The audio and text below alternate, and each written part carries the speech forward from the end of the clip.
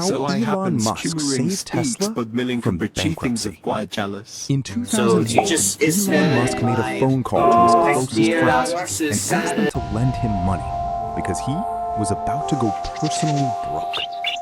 This wasn't some startup founder having a rough quarter. This was a man who had already sold a company for over $150 million. A man with two ambitious companies burning through cash at terrifying speed. And on Christmas Eve of that year, he sat down and wired the last money he had left, every single dollar, into Tesla, just to keep it alive for a few more weeks. What happened in that 1 year nearly destroyed everything he had built.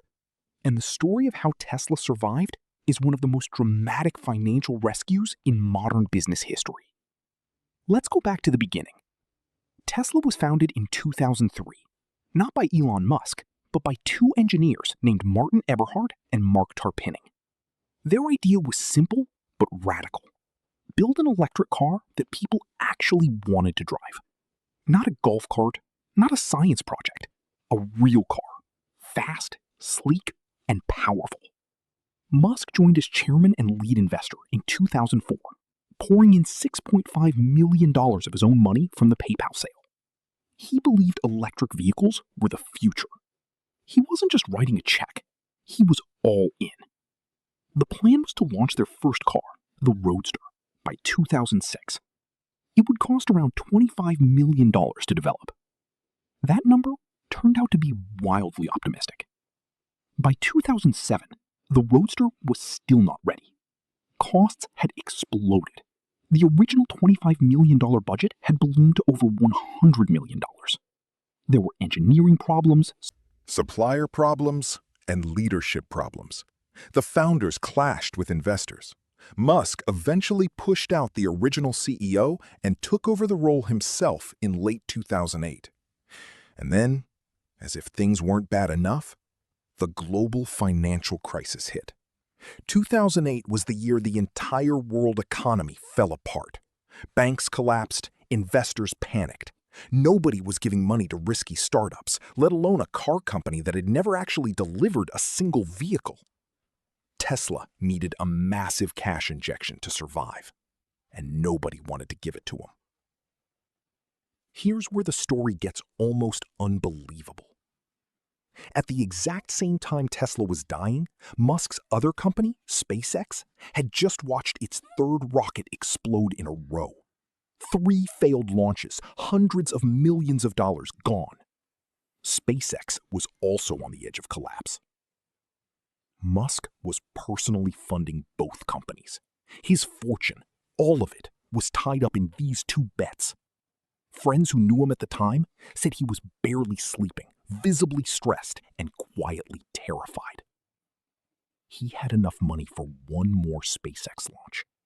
If that failed too, it was over. He told one interviewer later, "I thought we would fail." He said it calmly, like a man who had stared into the abyss and somehow kept walking. Now, Tesla needed to close a funding round fast. The target was $40 million. Musk went to investor after investor. Most said no. The financial crisis had frozen the money. Nobody wanted to bet on an electric car company run by a guy whose rocket company was also imploding. The deadline was December 24th, 2008, Christmas Eve. If the money didn't close by midnight, Tesla would have to file for bankruptcy the very next morning. The company had already quietly prepared the paperwork. With hours to go, Musk did something extraordinary. He called up Tesla employees directly. He told them the truth. The company was going to die unless they acted. He asked them to invest their own money into the company they worked for. And then he did something even more striking. He wired in his last personal funds. Every dollar he had left. He later said he had to borrow money from friends just to cover his own rent. By the end of that day, barely, Tesla scraped together enough to close the round. The company survived. By hours. But the story doesn't end there. A few months later, in June 2009, the U.S. Department of Energy approved a $465 million loan to Tesla under a program designed to support clean energy technology. This was a lifeline. It gave Tesla the runway it desperately needed to actually build a real production car. Then came the Model S. Launched in 2012, the Model S wasn't just a good electric car. It was the best car, period, according to almost every reviewer who drove it. Consumer Reports gave it the highest score they had ever awarded. It won Motor Trend's Car of the Year. Suddenly, people weren't talking about Tesla as a charity case or a science experiment. They were talking about it as the future of the entire auto industry. In 2013, Tesla posted its first ever quarterly profit. It repaid the government loan 9 years ahead of schedule. And the stock, which had been nearly worthless, began a climb that would eventually make Tesla the most valuable car company on the planet. So, what does this story actually teach us? It's easy, looking back, to treat Tesla's success like it was inevitable, like Elon Musk was always going to win. But that version of the story is a lie. There was a real night, Christmas Eve 2008, where the company was hours away from not existing at all, where the outcome came down to a handful of employees, a desperate phone call, and one man betting his last dollar on something most of the world thought was crazy.